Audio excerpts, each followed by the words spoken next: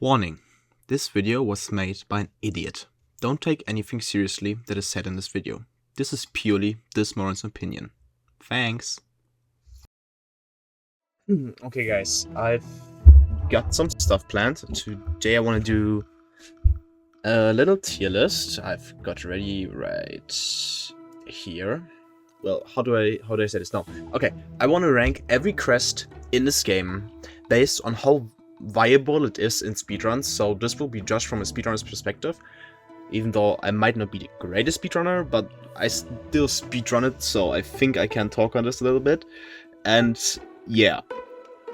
So I've got a little wheel prepared as just 7 crests, and there's like this order where we have one, like this crest, you know, right? 1, 2, 3, 4, 5. So we're gonna spin this wheel and we'll see what number it lands on, and then we're gonna choose that yeah, we're gonna choose that crest that it lands on, and then we just rank it from there. Okay, so let's just click it. Okay, so we definitely got the first. Yeah, okay. Okay, so we got the first crest. In this case, it's the Architect crest. In my opinion, the Architect's crest is one of the better ones. I would put it in pretty cool. I personally didn't use it in my playthroughs, as I didn't really focus on tools. I stuck to the default crest, but I've tried it out definitely in some of my playthroughs now. And I just think, well, not even that, I just think it's really viable because you can carry 3 tools, obviously. The downside with that is that you lose the ability to get a silk skill, but I don't know how that would affect you if you have like the tools would usually do more damage, right? Because you can spam them a lot more than the silk skills.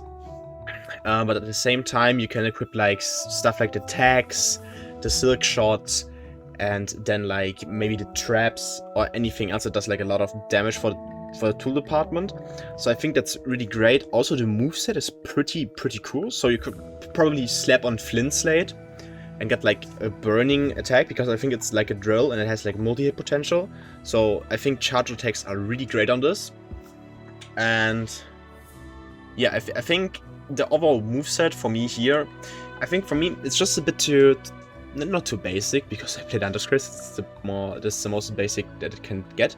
But I feel like I really enjoy using silk skills, and I don't really use tools that often, so it wasn't really useful for me. And if you're like a big Hollow Knight head and you like the skills and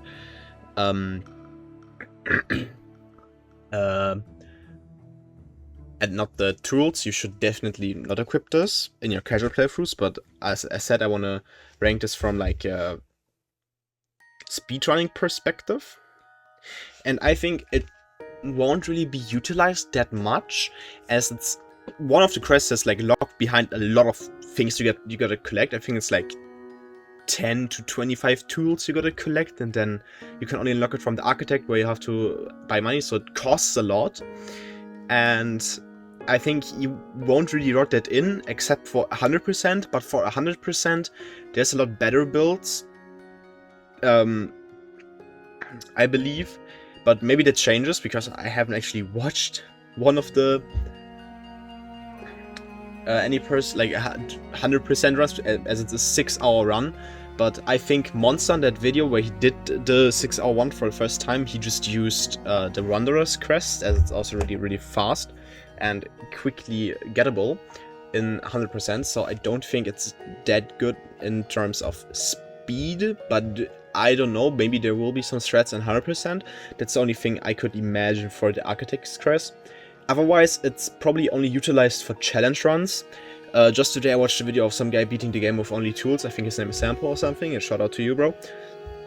And for that, it's definitely useful, but anything else, I can't really see it being utilized in a really good sense for speedrunning outside of 100%.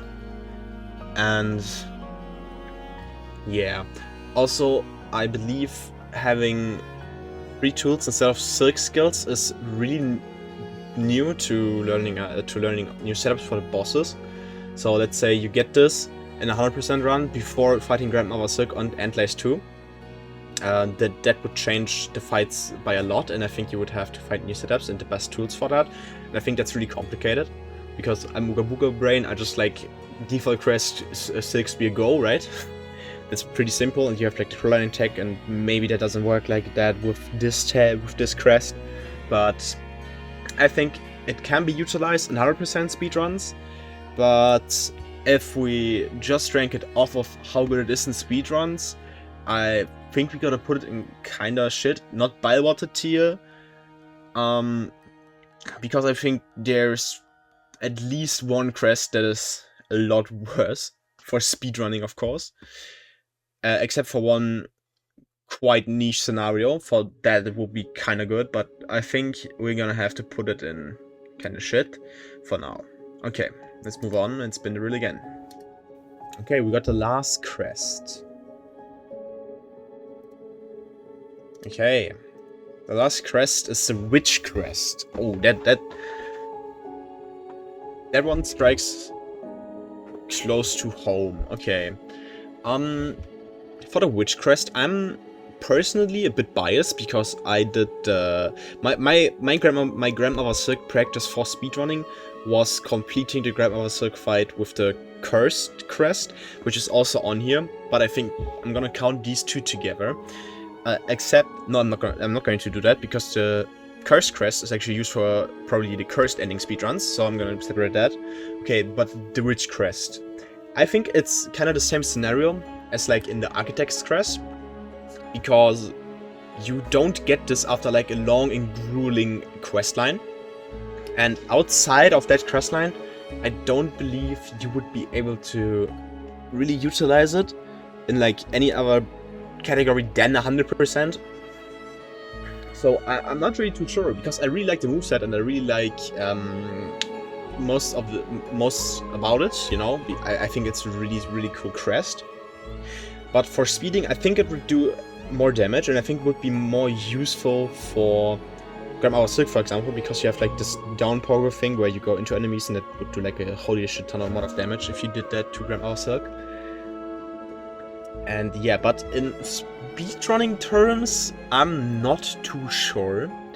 As said, it's same scenario as with the Architect's Crest. It probably goes into the kind of shit tier again, because as said, you have to get a lot of, as you have to collect a lot of stuff before getting the crest.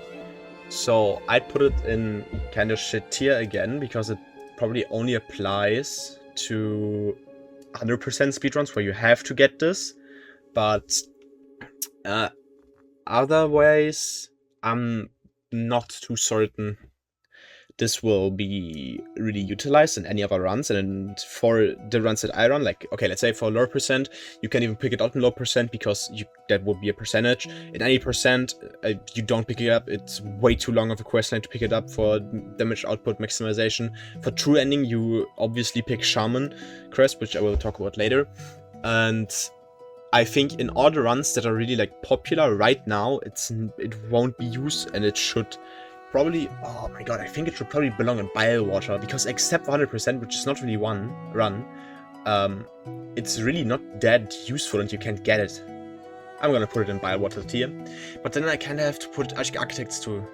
Yeah, I think I'm gonna put Bywater, like Architect's Crest and the Witch's Crest in the Bywater tier, as these two don't really have any application outside of 100%, and I think even in 100% you would still use the Wondrous Crest, except if you like Dungeon Crest more, I think. But both of these I don't think is too good, so I think let's move on to the next one. Spin again. Okay, the second to last one is the Sharpness Crest. I just said we will talk about this. Okay, just for true ending, I'm gonna have to put it in the pretty cool tier, because you use it in the true ending route. And it's pretty beneficial, because it makes the moveset of Hornet a lot cooler, because you have like Grubberfly's Elegy equipped 100% of the time. You can even do like a really big slice, like a laser slice with your charge attack.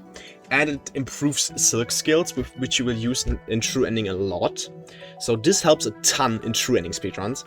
Also, it's on the way in True Ending, so when you get to the Snail Shamans the first time, you will cross this crest no matter what. So picking it up is just on the way, and really useful, I believe. As I said, it changes the moveset, it improves Silk Skill, it is on the way to the route, and it doesn't lose you time, it just saves you time and makes the game a lot easier. So putting it in pretty cool is no understatement, I believe. For any other run except for True Ending, it's pretty useless though. It's not used in those runs. It could be used for any challenge runs, because challenge runs rely on a lot of different crests, tools, and stuff you can upgrade. So I'd say putting this in pretty cool tier is fair to it. Not the GO tier, as it's not like used in like any other category except for True Ending. But yeah, I think this is just by default one of the best quests you can collect for the True Ending route, and it's really good for speedrunning. Okay, so let's move on. Okay, the fourth crest. 1, 2, 3, 4. The Reaper's Crest. Okay, so the Reaper's Crest is in a pretty weird spot in my opinion, because personally I don't like to use it. It's really slow. The only benefit I get is the down pogo and the extra silk you get from its heal. But otherwise I don't believe this crest to be really good. But it is used in the flee route to actually skip in the Underworks, to actually make the route possible cloakless, because if you don't know, there's like, when you get to the architect that sells you like the stuff, there's like this bench, right? And then like to the left there's this like vent, and then there's air coming from down below, but you can't use that because you don't have cloak in the flee route. And it's just really niche in that sense, but it makes flee route viable, which is also any percent route. And I believe just for that I have to give it the not bad tier at least, because otherwise you won't use it at all. As said, it's pretty slow. You probably lose time by fighting bosses with this crest, I'm not too sure. But you will lose time by fighting this crest. Finding it is like in Gramo, it's not too far off. If you're on flee route, you can immediately get there, it's not that difficult. And otherwise, its extra survival is like good for fights that are more difficult, like the High Heart's Gauntlet, and maybe the Lace 2 fight, the Grandmother Silk fight, Trobio, all of these later game bosses. It's really useful, so for that I have to give it some plus points, but otherwise it only provides a down pogo and more survivability and that one skip, so I won't put it in a high tier, as it's not used in any other category really, I believe at this point. If I'm false, just please tell me, guys. I'm in the speedrunning community, but I don't know and get to know everything about it, so if I say something wrong, just correct me, I guess. And yeah, let's move on to the next crest, I guess.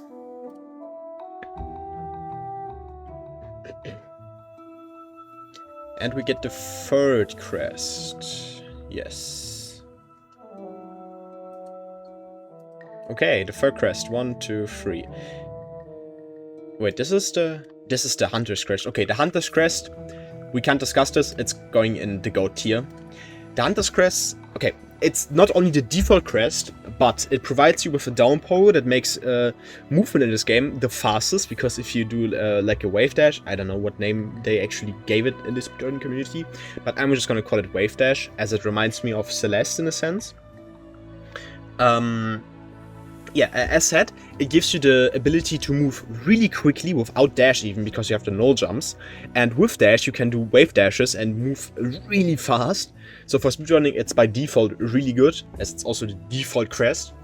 Besides that, it has a really fast moveset. It has like a really good dash attack. When you run into enemies, sprint, and then hit them, you hit them and bounce up a little bit, and then you can hit them again. And for big bosses like Widow, Clockwork Dancers, throw BO even, he's like tall enough for that, and the big boys in the High Holds Gauntlet, it's really useful, as you can pump out a lot of damage in like short bursts without even breaking a sweat with this crest. Also, if we just go for like casual playthrough again, you can upgrade this crest to level 3, and when it gets to level 3, it just spikes in value a lot more. Because you build up like a meter, and then you get like 65% damage increase. Don't quote me on this, it might be less, I don't know. I've seen like a short video, like a TikTok on it, it said like 65%, but don't quote me please. I don't know, I'm just guessing, but it increases your damage, which is really good.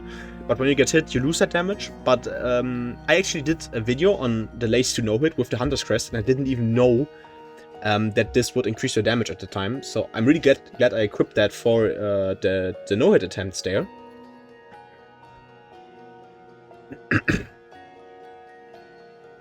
So yeah, even for like later runs, 100%, I think this could also be really fast. I mean, some like runners like Monster use the Wondrous Crest now, I believe, because they got so used to the Hollow Knight moveset, and Hollow Knight is the Hollow Knight moveset and the Wondrous Crest moveset are really similar. So I believe that's the only reason they equipped that.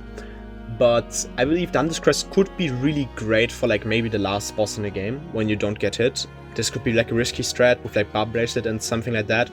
I don't know. Just because it's like the default crest, again, it's really goated for having a fast moveset, fast slashes. I mean, the charge attack is pretty dog shit, but you don't get the charge attack usually in the run. But anyways, this is like the best crest in the game in my opinion. I loved it in my first playthrough, and I love it for speedrunning. And yeah, let's move on to the last 3. Okay, we got the 5. Okay, we don't have 5 anymore, so let's just pick the last one, and it's the Wondrous Crest. And I'm gonna have to put it in the GOAT tier 2. I would put it in the GOAT tier, because I think a lot of runners are actually sleeping on this crest. I think you could utilize this in a true ending route. No shit, because it's like right next to the shaman snails in the hut. And I think you just need wall jump to get it. And I think the time you have to get to Shaman's Crest, you could also just go there and lose like 5 seconds, but maybe have a lot faster moveset. And the Wondrous Crest is really great for speedrunning perspective, because it has a crit mechanic. When you are on full silk, you will... sorry guys. You will randomly crit enemies with a lot of damage. And this crest is like really fast for combat.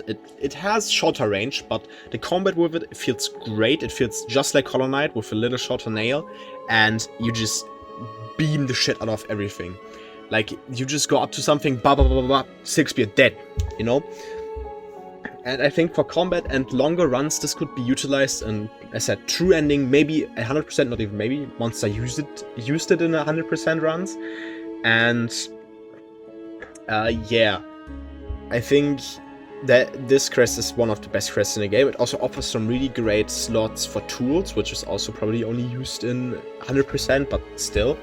You can get this quite early actually into the game. Maybe if you do a low percent run without like counting crests or stuff like that, you could get the simple key, go through the warm ways, get to this crest, and just beam everything in your way without a struggle. I think that would be really sick. But I think for any percent speedruns or training speedruns, this is still a cool option for training, but for any percent speedruns, this is no option at all, because right now we have a really optimized route, and runners like Nebula, Seen the Bean, Delta, Onaku, and a lot of different runners are just pushing times down with just the default crest, so I don't think there will be a reroute to the Runner's Crest, but I just want to give it the GOAT tier just because I think it can be used in a lot more scenarios that they're not using it in, especially in true ending, and in 100% they're already using it, so I think maybe in true ending we could see like a revolution of players like rerouting maybe to get the Runner's Crest and do faster bosses with it. I would be really glad to see that, because I think it's one of the cooler crests in the game. And yeah, okay, let's move on to the last 2. And yeah, it's been real. Oh my god, what could it be? And wait, guys, oh my god, we got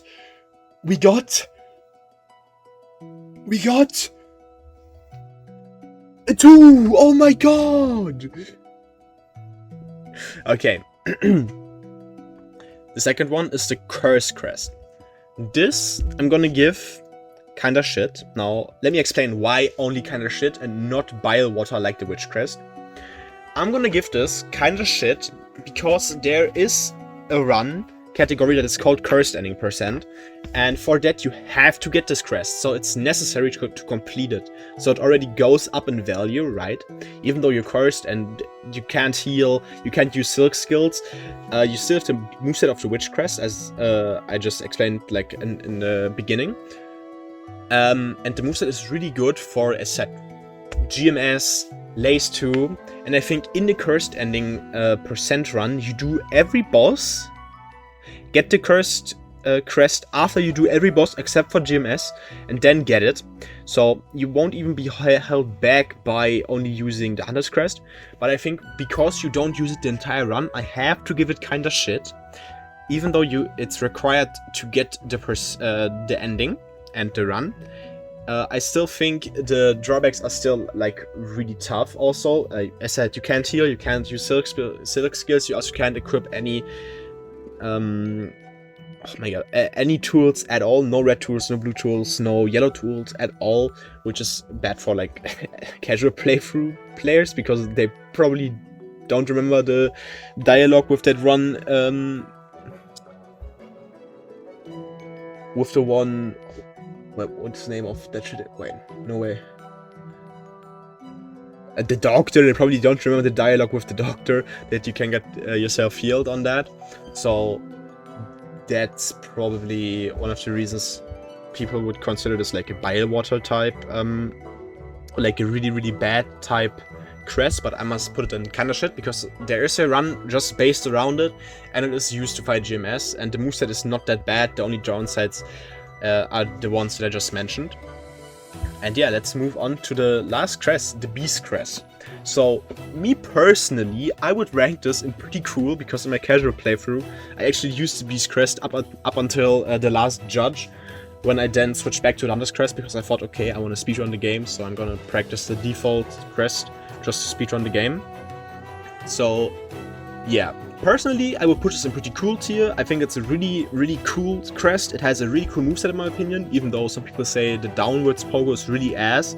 It just is a lot of getting used to, I'm gonna be honest. It's not the best. I have to be honest about that. It's not the best. The pogo is a really, really, really big downside, as you can't move that quick.